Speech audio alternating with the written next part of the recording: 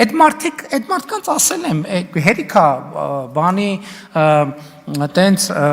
կամ միամիտ երևացող լսարաններ հավաքեք ու տենց բան լուրջ դեմքով բաներ պատմեք։ Լսեք, բան ունեք ասելու։ Էլի կրկնում եմ, եկեք գնանք խոսանք ուղիղ եթերում։ Հերիքա գնանք տենց մութ անկյուններում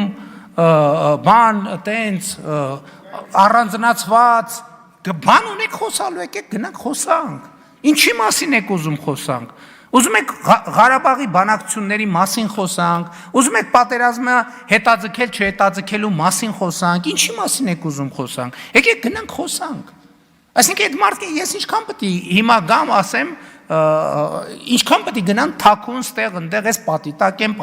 են ծառի տակ, այն անկյունում, ինչքան մութ, ինչքան հնարավոր է մութ անկյունում նստեն խոսան։ Բան ունեն խոսալու։ Ռոբերտ Քոչարյան, Սերժ Սարգսյան, Լևոն Տեր-Պետրոսյան,